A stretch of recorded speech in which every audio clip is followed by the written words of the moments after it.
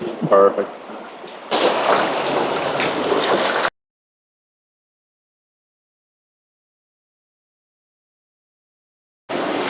Hey, this is Simon And Nick with Caddis Fly Shop and Oregon Fly Fishing Blog, and we're on a small stream in the Cascades. We're fishing a small stream, showing you guys some tactics. We're getting away from the hot weather, fishing for some small little native cutthroat and rainbow trout.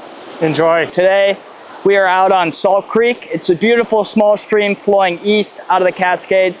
This is actually where I learned how to fly fish. It's a super special place for me. It's a place that I spend a lot of time in the summer when things get really hot, because there's a lot of shade and it stays very cool. So it's great for small fish. It's a great place to learn because there's a lot of willing fish that'll take just about anything you throw at them. We're gonna show you some techniques on this small creek today, and there's some really pretty wild fish up here. So I'll be fishing a 3-weight, Nick will have a 4-weight, and we'll show you how we do it. These small creeks with low clear water, it can be really crucial when moving across or up to a hole to be kind of delicate with your feet.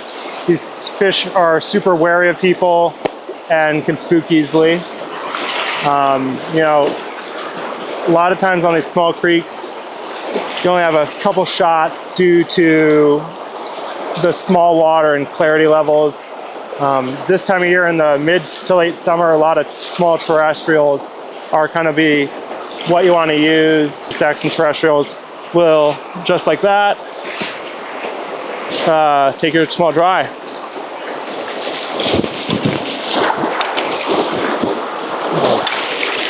This guy's going downriver. Hold up, everybody. Not the most graceful net job, but you know, we got him. Just on that little size 14 dry humper. Hold on, buddy.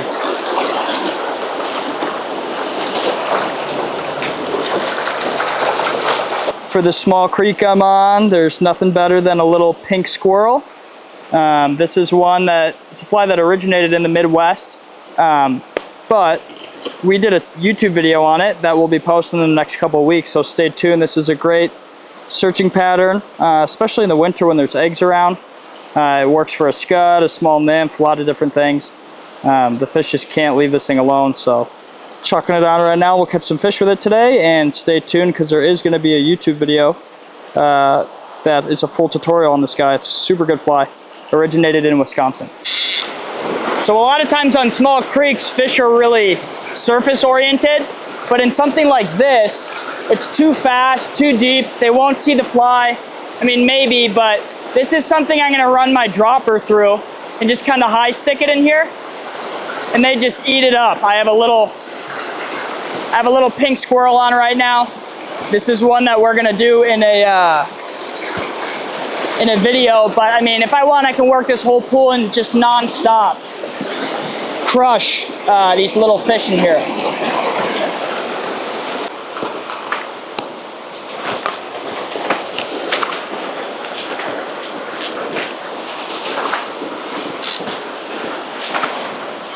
So right in here is great summer holding water for fish. And often the best holding water is really hard to get to. Like, I can't make a cast from back here under. I can maybe sidearm it and get it under. But to really get a good drift, I'm gonna approach it from up here and drift down is the best way that I've found to fish something like this. And you can just feed line downstream. So what I'm doing is I'm popping my fly in right at the top up here, and I've got a dropper on it. So there's a nymph they could eat or a dry. And hopefully, I'm gonna work my way from close to far. I don't want to catch a fish on the far side, even though it might be the best water, because I don't want to pull that fish through other fish close by that would maybe be willing to eat.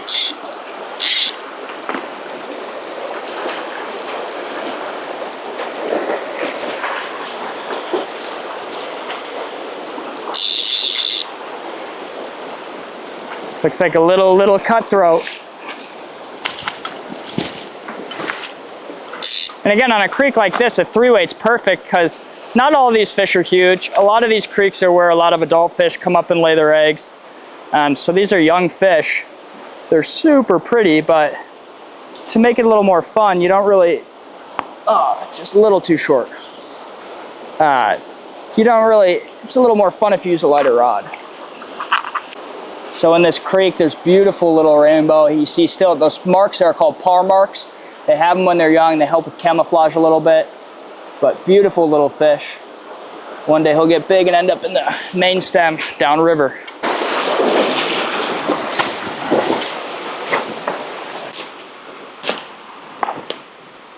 Shallow riff lake, very clear, clarity levels are high. You know, you don't need to wade out, nor should you necessarily wade out super far out into the water. You know, there's plenty of room for back casting in here.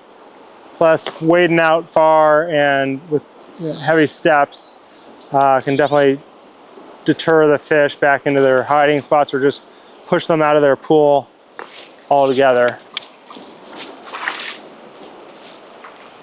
Like that.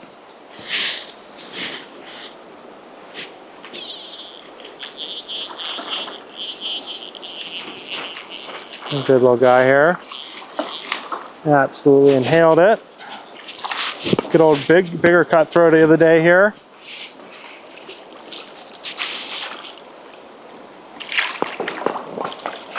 We'll keep him in the water there. Stick out of him. Ooh, yeah. Definitely chomp that guy down a little bit. A little eager eat. Fly nice and easily, little harm to the fish. Well, good. Nice cutthroat to start the day.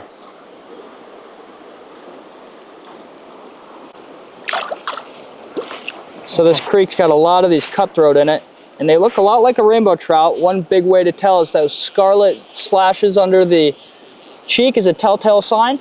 Looks a lot like rainbow trout for people that aren't in the Pacific Northwest. Us here, we're pretty familiar with them, but it's a gorgeous fish. They don't get huge in this creek, but they're really pretty. You know, and in this small water, it is really rewarding when you guys get big fish. You know, these are the kings of the rivers. You know, they own the water, and you know, it's super rewarding to catch a big, healthy bow, wild bow here in these small waters, and you know, no better feeling than it. Perfect. So because this water is a little warmer and lower, I have found that these fish are holding in faster stuff, which I wouldn't normally think of catching on a dry, but because the water is lower and a little warmer, they need that extra oxygen. And so I'm just drifting through stuff I don't normally do. Holy! Holy! Big. Huge! Right under the stick. Slashed it, dude. Yeah. I gotta watch my mouth if I'm on camera. A good thing to carry when it's hot out on the summer is a thermometer. We really like this new digital Riverkeeper from Fishpond. But the reason we're on a small creek today is to get away from the heat. And you should keep a temp wherever you're fishing because it's good for the fish.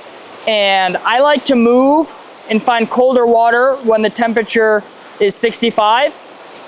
A lot of people have different cutoff points that they like to hit. 65 I like to move.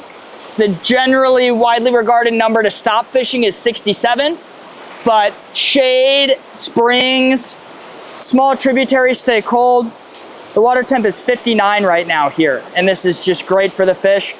Trout need really highly oxygenated, cool, clean waters. You can see down here, there's a lot of aquatic vegetation which requires cold, very, very clean water. So the system we're on right now is very, very healthy.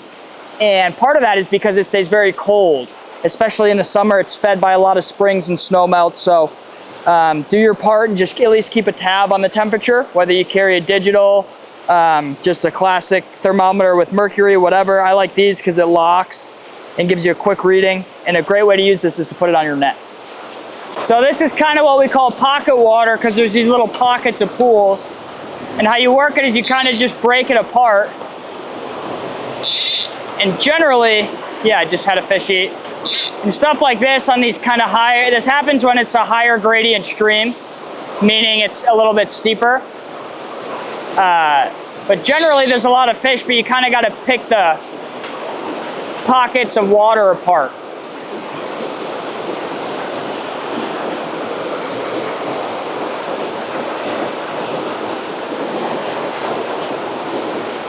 I guess no one's gonna eat. I had one. So what I'm gonna do here, guys, is with this fast moving water and all its different flows and turbulence, what I'm gonna do is just pitch it out there and then keep my fly line and as much of that leader off the surface of the water, which can give you more of a uniform, even drift. And just kind of repeat that over and over. And just kind of, and this works for both indicator nymphing, dry dropper, as well as even single dry. Just keeping as much of that line off as you can.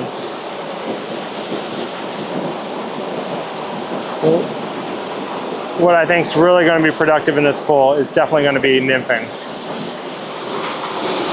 We'll let Simon go here in a sec after this last drip. That's the most I've ever done for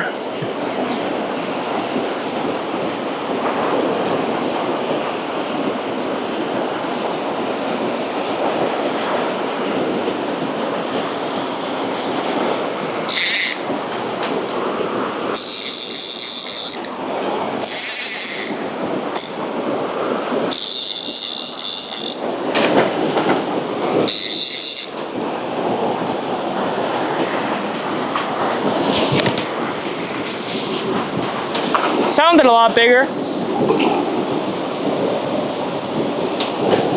Beautiful little native bow. It's got a